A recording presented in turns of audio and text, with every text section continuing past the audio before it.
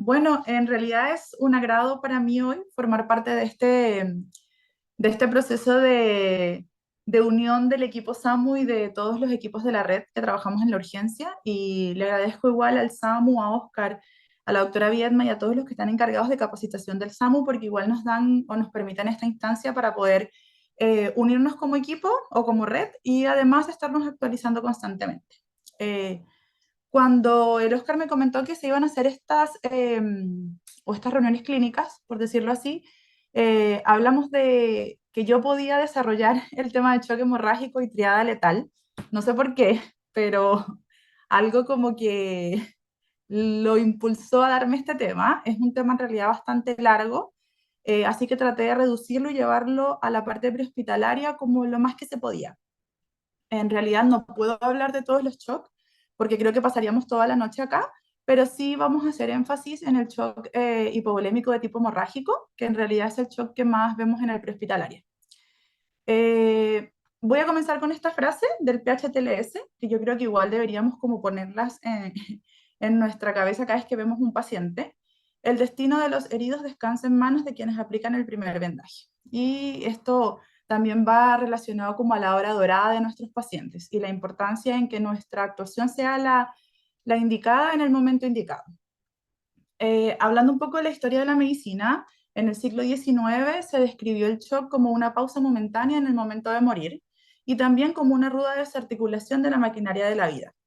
Hablando un poco más de clínica, se puede decir que el shock no es más que un síndrome, o sea, un conjunto de signos y síntomas que llegan a producir una falla circulatoria aguda por un desbalance entre lo que es la entrega y la demanda de oxígeno en el cuerpo. Además, también por una hipoperfusión de las células tisulares, las cuales por consiguiente o por resultado van a dar la muerte.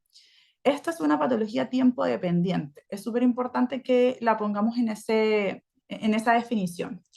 Para poder entender un poquito más qué pasa en el cuerpo cuando hay un shock, sea cual sea el tipo de shock, o inclusive en un shock indiferenciado mixto, es importante recordar un término básico de la fisiología cardíaca, que es el gasto cardíaco, que este viene dado por la frecuencia cardíaca en latidos minutos por el volumen sistólico, quien tiene tres componentes fisiológicos importantes, que es la precarga, la contractibilidad miocárdica, que aquí va a haber, sobre todo en estas dos, va a haber como bastante importancia con el shock hipovolémico, los que nos van a dar igual una alteración en la resistencia vascular periférica y por lo consiguiente una alteración en el gasto cardíaco. Todo este balance se puede provocar o se puede producir porque hayan algunas alteraciones en varios factores fisiológicos importantes como la hemoglobina, la saturación, la frecuencia cardíaca y además el volumen también. Este principio no habla más que la capacidad que tiene el eritrocito de llenarse de oxígeno y de poder llevarlo a todos los tejidos y con más énfasis a nuestros órganos diana para poder producir una perfusión adecuada. Cuando hay una pérdida sanguínea, acá me gusta más hablar de que pasan muchas cosas en el cuerpo, dentro de las cuales se activan numerosos sistemas. Se activa obviamente el sistema circulatorio, donde hay alteraciones del gasto cardíaco para poder compensar esta pérdida sanguínea, pero también se activan otros sistemas, donde tenemos activación de las glándulas suprarrenales o del sistema endocrino, también del sistema nervioso, y al final todo esto se va a activar para poder lograr una compensación de la pérdida sanguínea y poder tratar de generar perfusión a los órganos diana o los que necesita el paciente para sobrevivir con mayor facilidad dentro de esta pérdida sanguínea.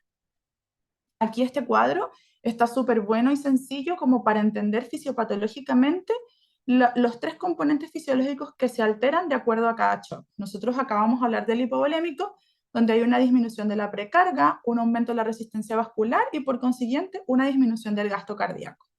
Igual esto es súper bueno hablar porque nosotros nos enfocamos más en todo lo que es el paciente politrauma, que está con una hemorragia exsanguinante, pero también vemos otros casos súper importantes que igual nos toca verlos al día a día, que es la paciente embarazada con alguna hemorragia de algún trimestre, que es la hemorragia digestiva, ya sea alta o baja, y entre otras consideraciones especiales que vamos a ver un poquito más adelante. Entrando más en el tema de shock, se usa esta clasificación en donde si pueden ver el primer renglón que está acá, no sé si ven la flechita, es la pérdida de sangre en ml y esto va a definir qué clase de tipo de shock estamos hablando, si es 1, si es 2, 3 o 4, en donde inspección, cuando tú llegas a la escena y ves al paciente, lo primero que se puede hacer es un estimado de la cantidad en ml de sangre que ha perdido el paciente. Y ya eso enseguida te lo pueden encasillar en este cuadrito, sumado después a todas las manifestaciones clínicas o los signos clínicos, que al final te terminan llevando a colocar al paciente en alguna de esta clasificación y eso te permite hacer intervenciones o tomar decisiones como más rápido. Aquí más o menos podemos ver en una imagen la cantidad aproximada entre clases que puede perder un paciente para poder entrar en la clasificación de shock hemorrágico. Signos asociados con tipos de shock. Aquí lo puse también como indiferenciado, o sea, como diferenciado, dependiendo del shock que tengamos, pero en realidad creo que son síntomas tempranos de shock que el paciente puede tener donde hay alteración de la temperatura, de la calidad de piel, del color de la piel, de la presión arterial, del nivel de conciencia y, súper importante, del llenado capilar.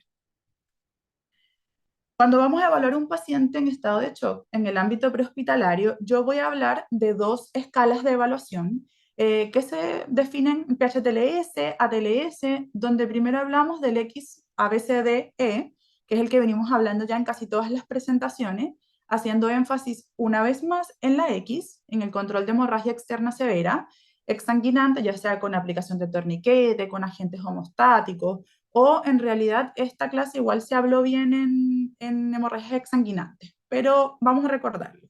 Luego el manejo de la vía aérea, la ventilación y la oxigenación, la circulación, el neurológico y la exposición del paciente. Yo aquí quiero hacer un alto porque en el SAMU nosotros casi siempre cuando nos despachan a un incidente, en este caso a un accidente de tránsito o a un paciente en contexto politrauma, casi siempre salimos en dos móviles. Sale el móvil avanzado con su enfermero, su técnico paramédico y su conductor, y sale el vehículo de intervención rápida que viene con médico, paramédico y conductor, y al final hacemos lo que el ACLS relata y exige que deberíamos haber al menos 6 personas en la reanimación del paciente. Y siento que todo esto se da de la mano. Mientras una persona está colocando torniquete, una persona está comprimiendo, la otra persona está en vía aérea. Entonces siento que al final no es un paso seguido de otro, es todo a la vez. Y eso me permite también hacer también una acotación con respecto al control de hemorragias, que también debería ir con exposición, porque yo controlo la hemorragia y verifico que no haya sangrado por otra parte. No lo trato de dejar de último, ¿ya? Y ahora hay otra escala, que es la escala de March, que en realidad es lo mismo, definiendo como hemorragia masiva, control del sangrado, vía aérea, respiración y circulación, pero pone algo que me encanta y que creo que ojalá le diéramos la importancia que requiere, que es el control de hipotermia, sobre todo en el paciente politrauma. Siempre, siempre proteger a la víctima de hipotermia.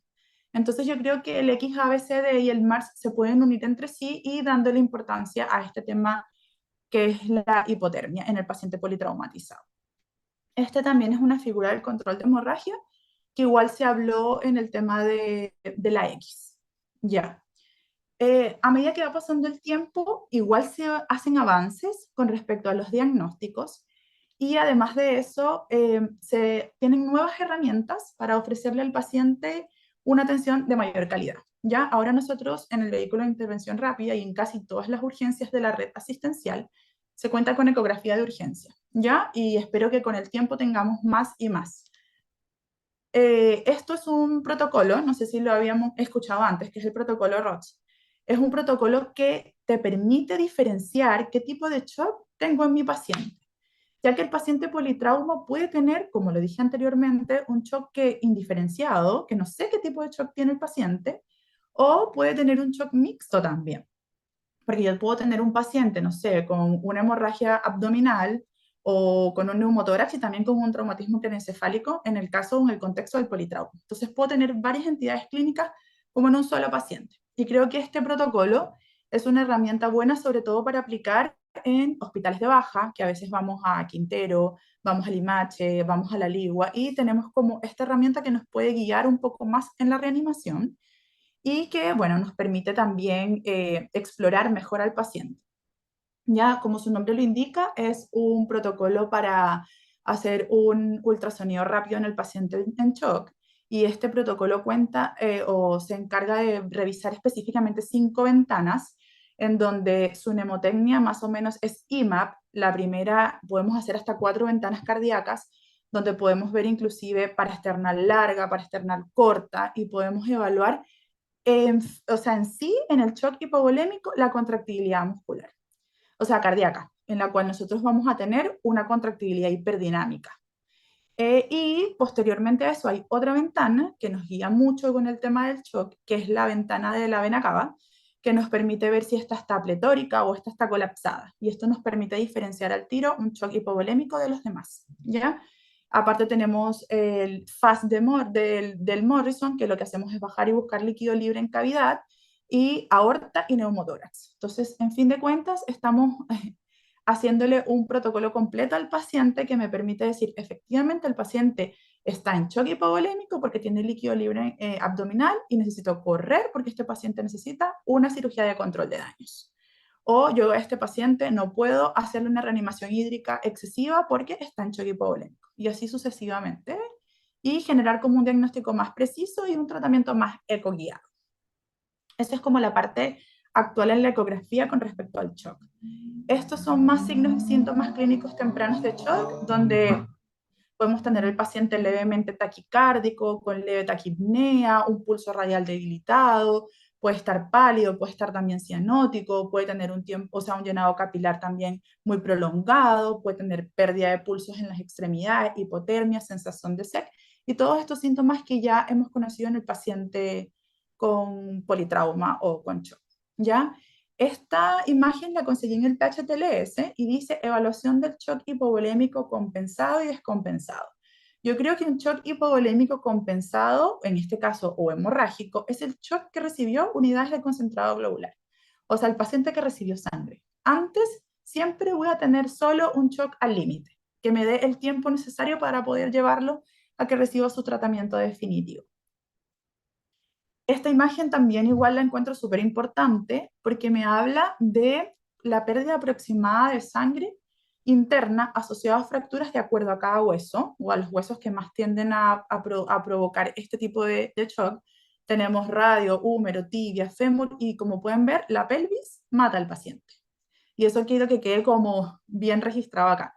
La pelvis mata al paciente porque su pérdida, si yo tengo no sé, una fractura expuesta de húmero, el paciente puede perder aproximadamente 500, mientras que con la pelvis 1000. Entonces es importante, igual más adelante lo digo como en unas recomendaciones, siempre descartar trauma pélvico. Obviamente en todo lo que es el examen, el XABCD y el MARCH y todo eso, siempre hacer énfasis en la pelvis.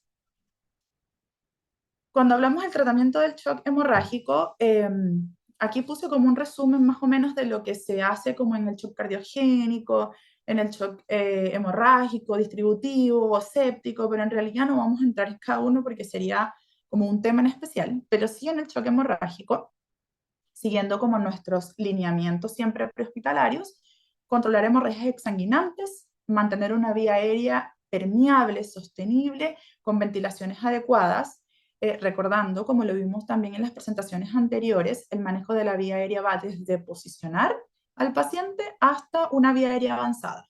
O sea, te incluye cualquier maniobra que puedas hacer, tanto básica como avanzada, que te mantenga una vía aérea permeable, sostenible y una ventilación adecuada. Usar oxígeno complementario, mantener al paciente cálido. Aquí vuelvo a hacer énfasis con el tema de prevenir hipotermia en el paciente con hemorragia o en el paciente politraumatizado. Ya aquí haciendo un poco más, ya adentrando en el shock, una vez que el tratamiento del paciente en shock inicia desde que, hablando de prehospitalaria, desde que el llamado entra al centro regulador y nuestros enfermeros reguladores pueden hacer la primera intervención en el paciente que está sangrando. La primera intervención que sea compresión de la herida o que sea o mejorar lo que es la vía aérea, todo, proteger cabeza, proteger de hipotermia, todas esas intervenciones que se hacen bajo regulación de enfermería con los familiares del paciente. Y ahí siguen pasando varios sucesos que causan o que marcan la diferencia en el pronóstico del paciente. El tipo de despacho, qué despacho realizan, con qué prioridad se hace este despacho y con qué prioridad lo recibe el móvil que va a salir y se dirigen al lugar. Obviamente el tiempo de trayecto, que eso es algo, es una variante que no se puede, no es modificable, al menos que tengamos un móvil muy cerca del lugar, pero en realidad como que no es muy modificable esa variante, y el tiempo en que uno le realiza la atención al paciente y el tiempo en el que te trasladas al centro asistencial que el paciente necesita. Entonces, es como una hora dorada, como así mismo lo dice, donde todo importa y donde todo marca la diferencia, ¿ya? Obviamente, una vez que se llega al lugar, se hace la primera evaluación con el XABCD, el MARCH, ideal después de ser posible, en contexto de un paciente politraumatizado, hay varias cosas que hacer dentro de la X, dentro de la A, la inmovilización y todo, más la segunda evaluación que casi siempre se hace en el móvil. Se parte con una pregunta súper importante que aparte ha creado demasiada controversia, que es la administración de sueros en el paciente politraumatizado o en el paciente con una hemorragia visible, cuantificable, clasificada y todo. Y aquí por eso coloqué estas preguntas. ¿Cuál? ¿Cuánto? ¿Temperatura? ¿Y por qué? Aquí hay muchos factores que nosotros podemos modificar y corregir para hacer, o como lo vengo diciendo, para marcar la diferencia en el paciente politrauma. Eh, Pongo una fotito del suero de Ringer lactato porque, bueno, realmente se prefiere antes que el suero fisiológico para evitar la acidosis. Bueno, igual lo voy a explicar más adelante cuando hablamos de acidosis. Eh, y la temperatura es como lo más importante en este caso, porque la cascada de coagulación no sirve o no funciona ni en hipotermia ni en acidosis. Entonces, esto me da como resultado que yo estoy perdiendo sangre, no estoy colocando sangre. El paciente está en un contexto donde tengo su sistema nervioso, su sistema endocrino, todo su gasto cardíaco, todo trabajando para compensar. Y además le estoy colocando o le estoy bajando la temperatura con este líquido que no está a temperatura que necesita, el paciente está muriendo. O sea, es como su nombre lo dice, estoy generando una triada letal en el paciente. Entonces yo creo que deberíamos poner como mucho ojo en la capacidad que tengan nuestros móviles de que este líquido, si se va a administrar en la dosis pequeña que se tiene que administrar, tenga la temperatura ideal.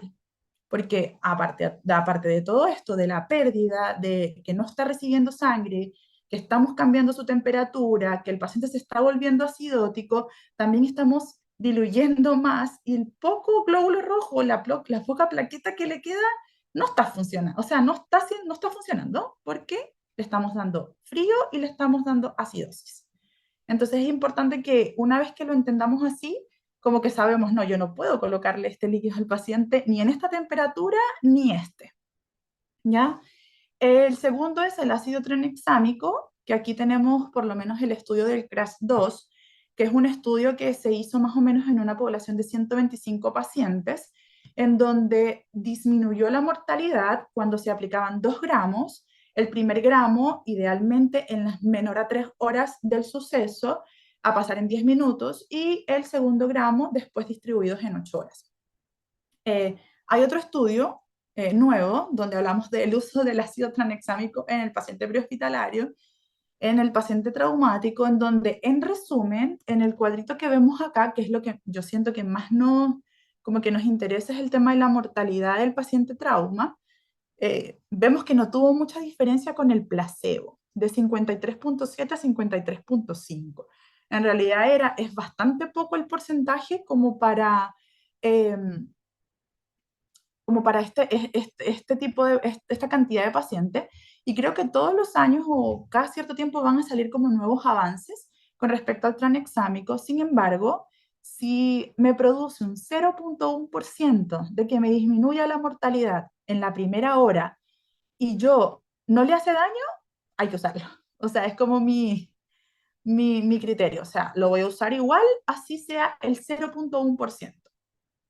Y que lo más importante de esto es que en realidad nosotros casi siempre llegamos en menor a una hora del paciente o del suceso o de la hora del paciente. Nosotros estamos ahí, máximo en 15 a 20 minutos nosotros estamos en el lugar. En realidad, nosotros podemos hacer todo lo que hicimos antes. Controlamos hemorragia, buena ventilación, que igual fue explicada también en el tema anterior de ventilación. Tomamos al paciente, protegemos de hipotermia, está bien monitorizado y SCUNAMRAP lo tomamos, no los llevamos, pero el tratamiento definitivo del shock hemorrágico es el manejo con glóbulos rojos y con plaquetas y con plasma. Ya, igual voy a hablar de varios estudios en donde hablan de los protocolos de transfusiones, tanto masivas como no, en donde aportar hemoderivados en proporción 1, 1 y 1, o sea, un glóbulo rojo, un plasma y unas plaquetas, obviamente disminuyen la mortalidad y es el tratamiento del shock hemorrágico en el paciente. ¿Ya?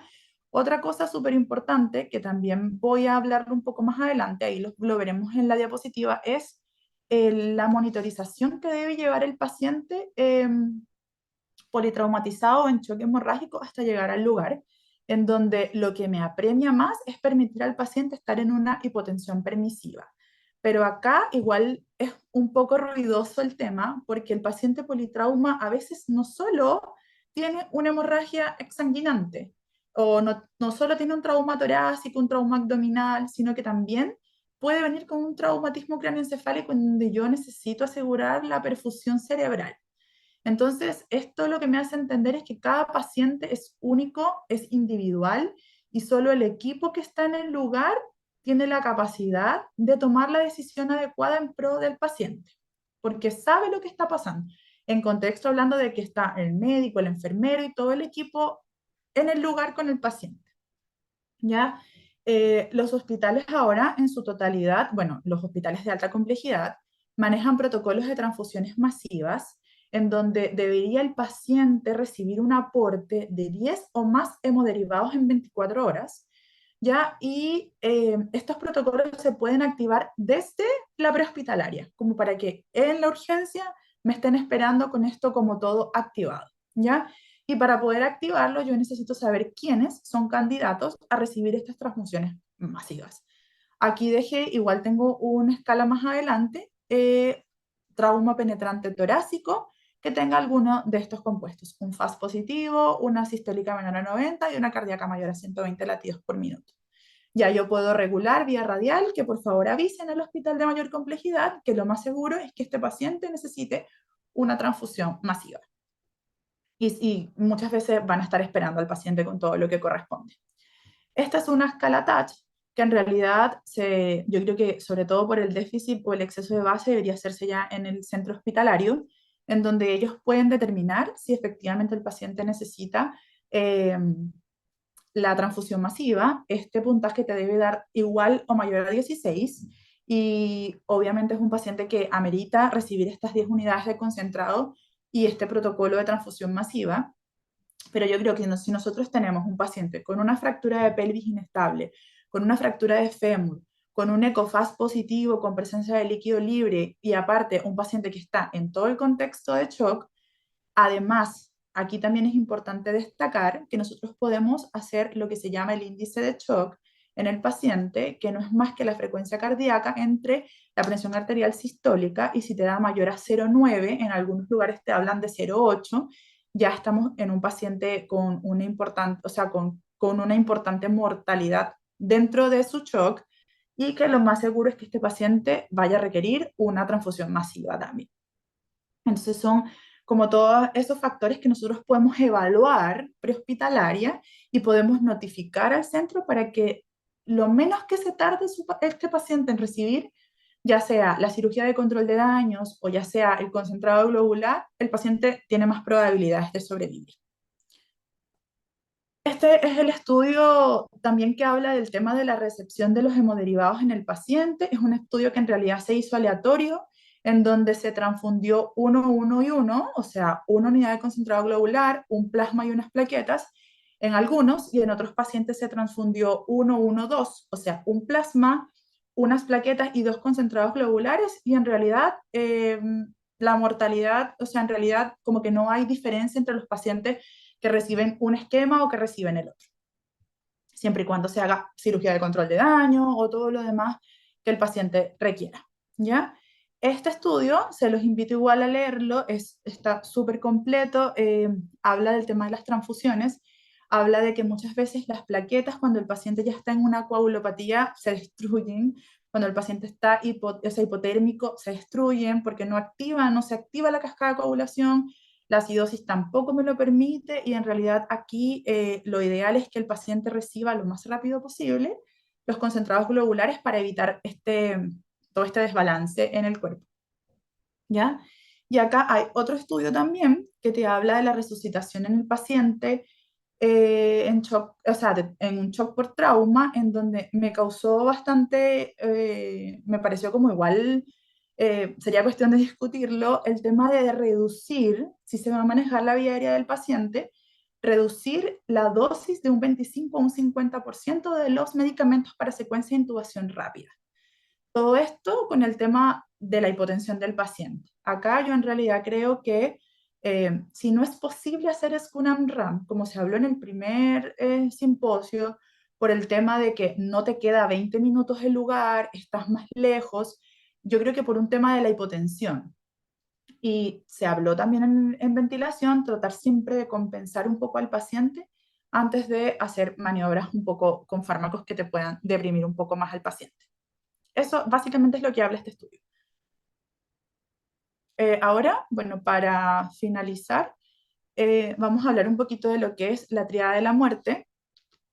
La triada de la muerte, como su nombre lo dice, es una triada en la cual el paciente o pasan en el cuerpo humano unas tres entidades fisiopatológicas bastante importantes, totalmente tiempo dependientes, en donde se combina la acidosis con la hipotermia y la coagulopatía. En algunas literaturas ahora están hablando del diamante de la muerte, en donde suman la hipocalcemia, y todos estos componentes obviamente tienen resultados fatales, que es la pérdida de la vida del paciente. Y son entidades fisiopatológicas que se pudieran prevenir haciendo pequeños cambios, ¿ya? Hablando un poquito de lo que es la coagulopatía, nosotros tenemos dos tipos de coagulopatías, en este caso traumáticas, que tenemos lo que es la primaria y la secundaria. La primaria, fisiopatológicamente, se viene dado por lo que es la actuación y el consumo de la proteína C, lo que aumenta un desarrollo o de la formación de la coagulación intravascular diseminada, que es esa formación de trombos erróneos, no trombos adecuados, y obviamente esto va a producir que aumente la hemorragia, y que además haya la coagulación secundaria, que esta se da porque hay una dilución de los pocos glóbulos rojos que nos quedan por el aumento o la administración excesiva de sueros, o también porque no tenemos, o porque está hipotérmico el paciente y aparte está acidótico. Entonces, tenemos, como su nombre lo dice, no estoy coagulando, estoy haciendo una coagulación errónea, estoy sangrando más, y lo poco que tengo, no tengo cómo coagular, porque no tengo ni el medio, el pH adecuado, ni tampoco tengo la temperatura adecuada. Y aparte estoy administrando más líquidos.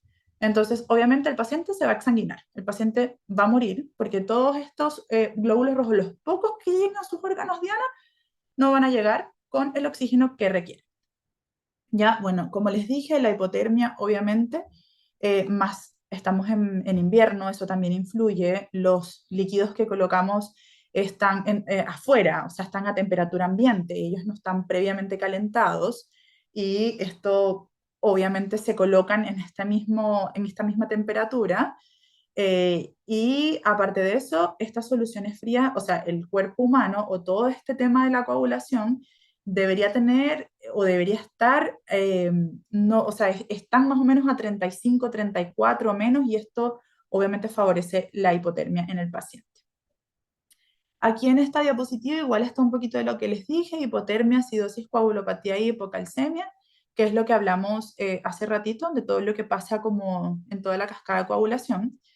Y aquí está lo que les comenté anteriormente, que además de la temperatura, muchas veces o anteriormente se ocupaba la solución salina al 0,9%, que aumentaba la acidosis hiperclorémica. Por eso ahora se prefiere el uso del Ringer lactato. ¿Ya? lo que es acidosis, sabemos que disminuye el gasto cardíaco, sabemos que facilita esta coagulopatía intravascular diseminada que antes comenté, sabemos que la cascada de coagulación no funciona en un ambiente ácido y que aparte no funciona en hipotermia, y todo esto lo que va a producir es que aumente la mortalidad y que al final se produzca una falla multiorgánica y el paciente fallezca. Aquí puse algunas recomendaciones que yo creo que igual pudiéramos como enumerarlas y tratar de tenerlas como bien descritas a la hora de ir a ver un paciente de trauma o un paciente con alguna hemorragia o un contexto de shock. Número uno es la premura en la que hay que llegar a ver al paciente y la premura en la que hay que tomar la decisión de me subo, me lo llevo o hago esta intervención mientras tanto, durante o después. El primero, el aporte de volumen tiene que ser el adecuado, no puedo hiperdiluir al paciente. Y lo más importante es que los líquidos tienen que estar en una temperatura ideal. Eso pudiéramos nosotros mejorarlo para que el paciente por lo menos reciba este plus, que igual marca un poco la diferencia porque a lo mejor en el momento no me causa gran, pero me previene la hipotermia del paciente y me previene que el ambiente sea hipotérmico y que la cascada de coagulación no pueda trabajar por la temperatura. Ya, el aporte de volumen adecuado, el traslado precoz. Siempre, si yo siquiera sospecho o estamos en una cinemática demasiado grave, un paciente que salió eyectado, un fallecido en el lugar, yo debo fajar la pelvis de mi paciente porque la pelvis mata, ¿ya? Y tratar de organizar las funciones preestablecidas con el equipo que asistirá a la atención del paciente. Eso siempre igual se hace en todos los reanimadores y creo que igual dejarlo por escrito, dejarlo sentado en cada móvil sería como bastante organizado. Vía venosa, vía aérea y así sucesivamente entre todo lo que se va a hacer en un paciente, indiferentemente sea cual sea, paro traumático, paro médico, shock, paciente disneico, lo que sea, deberían estar bien establecidas las funciones de cada integrante del equipo. Aquí, bueno, puse algunas imágenes de lo que son las fajas pélvicas, inclusive las que se pueden hacer torniquetes, porque como les dije, la pelvis es súper importante tenerla como ok. Este es un tema igual que ha generado también bastante disputa, inclusive uno se coloca a buscar y hay miles de estudios, de explicaciones, uno está hablando de una PAN de 40, uno está hablando de una PAN de 50, uno está hablando de una PAN de 60, pero al final te dicen que reanimes al paciente con hipotensión permisiva, con la finalidad de que el paciente no sangre más, ¿ya? Y esto pasa cuando no es de la cabeza, obviamente, y aparte, cuando, para también prevenir o evitar que también hemodiluyas al paciente, porque él necesita sangre. Él necesita que lo que salió vuelva a entrar y que ese oxígeno llegue a donde tiene que llegar, ¿ya? Bueno, hay otros factores importantes también que tienen que estar como bien determinados en el monitoreo, que es el pulso radial, el llene capilar, obviamente el Glasgow o el compromiso neurológico del paciente, la parte ventilatoria y aparte de eso, hipotermia. Vuelvo, el control de hipotermia ya sea con manta térmica, con los sueros como deben estar a temperatura, cómo debe estar el móvil también dentro su capacidad de poder calentarse y todos esos factores que pueden ayudar a que el traslado sea, a pesar de que sea un traslado rápido, sea un traslado seguro que me evite acidosis, que me evite hipotermia. Consideraciones especiales, puse esta foto porque muchos dicen, ya, pero esos miembros inferiores son con insuficiencia venosa y ahí no hay componente arterial. Eh, He visto casos donde el paciente tiene sangrado venoso y igual el paciente evoluciona mal. Entonces, como que no nos confiemos porque ya no es un sangrado arterial, ¿ya? Sino que igual también veamos la cantidad de sangre, la clínica del paciente y que veamos al paciente siempre como un todo, ¿ya? Esta imagen también la coloqué porque a veces nos olvidamos de las embarazadas. Las embarazadas es un tema muy aparte. Es un tema en donde la paciente puede hacer una hemorragia del primer, segundo, tercer trimestre. Puede ir desde un aborto, desde una amenaza de parto prematuro, desde un desprendimiento de placenta, en donde no solo una vida está afectada, sino que pueden estar dos. Y la reanimación en la embarazada muchas veces, número uno, es un poco más letal porque mueren dos personas, no una. Hacen una coagulación intravascular diseminada mucho más rápido. Les cuesta compensar muchísimo más y aparte, ellas, hay un contexto social ahí como bien importante, así que siempre cuando se vaya a trasladar una paciente con sangrado genital, lo otro es que es difícil, o sea, no se puede comprimir un sangrado genital. Entonces la paciente necesita sí o sí operarla. Entonces yo no tengo esa opción que tengo con el paciente que está con una amputación traumática. Yo no puedo hacerle un torniquete porque esa paciente está sangrando vía vaginal. Sí hay estudios en donde tú puedes impregnar gasas y hacer tapones, pero al final no comprimes como debes comprimir un torniquete o con otros agentes hemostáticos que puedes hacerlos en heridas donde tú tienes más comodidad para trabajarlas. Entonces, es una paciente socialmente más difícil que te produce emocionalmente para todos los que están, los familiares, y aparte es una paciente de más difícil manejo. Entonces, siempre de cúbito lateral izquierdo, oxigenar, tener los mismos cuidados y el traslado más precoz y más oportuno todavía. La otra consideración especial, que a veces eh, tampoco le dan la importancia que requiere, es las hemorragias digestivas. Hemorragias digestivas tanto altas como bajas también te pueden dar un choque hemorrágico. El paciente igual por la vía, o sea, vía digestiva puede tener una pérdida de 1000 igual, como que si fuese una pelvis, ¿ya? Porque si es una varice esofágica que empezó a sangrar, eso no va a parar de sangrar y eso va a sangrar y a sangrar. Recordando que acá no está indicado el ácido tranexámico porque no disminuye su mortalidad, sino que tenemos otros fármacos, terlipresina, inhibidores de la bomba, que podemos trabajar, pero hemorragia digestiva en realidad sería otro tema diferente. Pero básicamente en sí está pasando lo mismo. El paciente está perdiendo glóbulos rojos y está perdiendo activamente y tampoco lo puedo comprimir. Entonces acá hay que hacer una protección de la vía aérea, asegurarla con un tubo endotraqueal y hacer un traslado también lo más oportuno porque acá se suma también la broncoaspiración en el paciente cuando está con una hemorragia digestiva alta franca. Pero igual necesita lo mismo, protocolos de transfusión masiva, no hemodiluir, cuidar hipotermia, tal cual como el paciente traumático. Y bueno, ahí dejo estas imágenes para que recordemos que igual cada paciente es un mundo, es un paciente diferente, es una condición social diferente.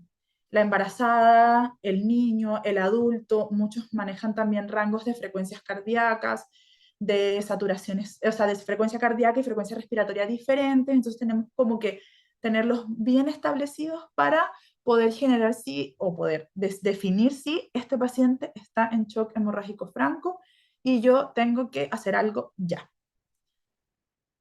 Eso, eso fue toda mi presentación. No sé si hay alguna duda, alguna consulta o algo que agregar en el tema. Bienvenido sea.